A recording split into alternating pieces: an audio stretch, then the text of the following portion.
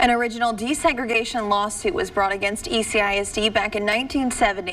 In 1981, Crucial, the Committee for Redress, Unity, Control, and Integrity at all levels, intervened on behalf of minority students and their parents. In August of 1982, the U.S. District Court ordered the desegregation of ECISD schools. Here's a look back at that time in history.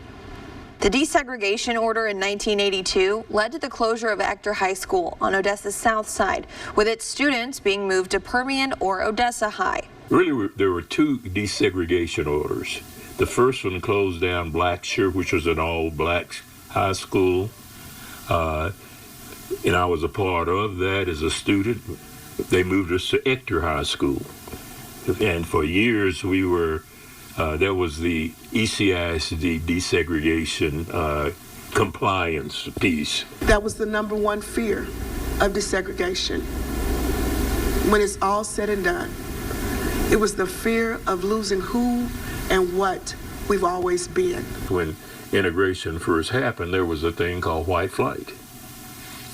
What is this? Heard of white flight? No. That means as many people who could afford to moved out of the district. That order also stipulated the creation of the Tri-Ethnic Committee, made up of people from different ethnic backgrounds, to ensure the district was complying with federal orders. The court order was that this committee would oversee that every year, visit schools, go and talk to various campuses, to see how students, how black students and Hispanic students and generally what you would call minority students are integrated into the system.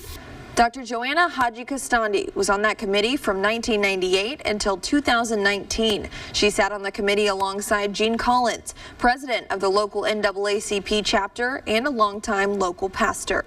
Our African American kids represented over 50% of the disciplinary cases there. Way too many. They were not getting involved in things like band and choir and one-act plays and things like that. Remembering back on that time in history, Angela Love Jackson's parents were educators. Both parents were moved to different schools after the desegregation order. Those teachers were received, but still, it was a challenge at first, I know. I'm very confident there were some parents who were like, I don't want them teaching my child. That was probably what the issue was, even at that time. It wasn't the kids as much as it was the parents. Everybody was fighting against it because of the sense of losing the community, the fear of what was going to happen. And then the other thing is, look who it was lopsided. Look who was being bussed. The blacks and Hispanics were being bussed across town. Having been rooted in an all African American school from elementary, junior high, and Port High School, I was prepared for the racial unrest, which there was a lot during that particular time. Another important stipulation in that order meant potentially bringing back Ector High.